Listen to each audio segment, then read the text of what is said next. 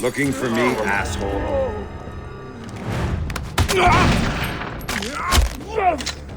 No more playing around. Who sent you? I've said this a few times already, but I feel like saying it again. Splinter Cell is one of the best franchises of all time, without a single bad game in its library. Now, through the first 3 games, Ubisoft stuck to a pretty similar formula: sneaking around, tri-lens goggles, hiding bodies, etc. It was a formula that worked incredibly well, but even the most perfectly executed games can grow stale if they're done too many times. So after a much darker tone and lighter environments were introduced in Double Agent, the gameplay was completely revamped for the latest in the series. This is Splinter Cell Conviction for the Xbox 360. Please.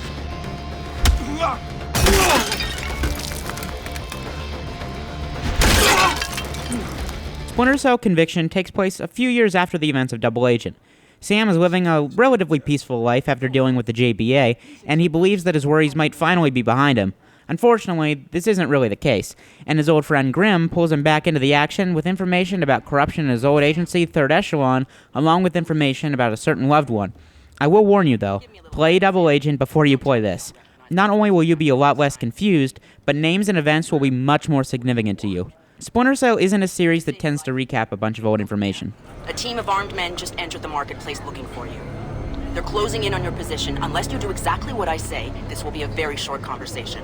Gameplay in Conviction has been changed quite a bit from previous Splinter Cells. It's still a stealth game, but much more emphasis has been put on taking out enemies as opposed to simply avoiding them. Really, it's up to you, and the game just gives the option for the more trigger-happy player. Now, this does not mean that you can go into a room and just start shooting the place up. It just means that few stray enemies can be taken out with a pistol without having to worry.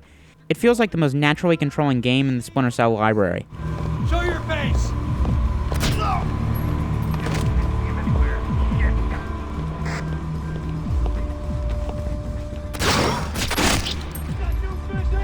In addition, the game allows much more customization than before, with various sights and upgrades available for each gun, with the points required to purchase these items being acquired by reaching various benchmarks.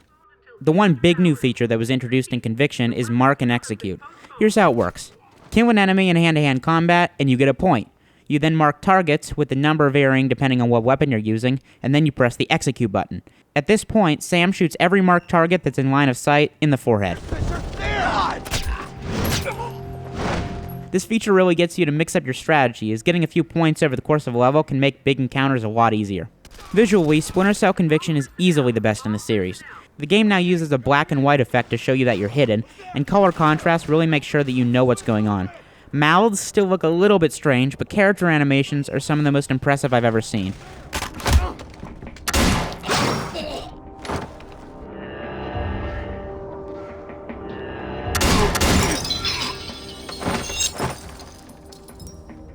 Splinter Cell Conviction may upset fans that are afraid of change, but every change that was made in this game is for the best.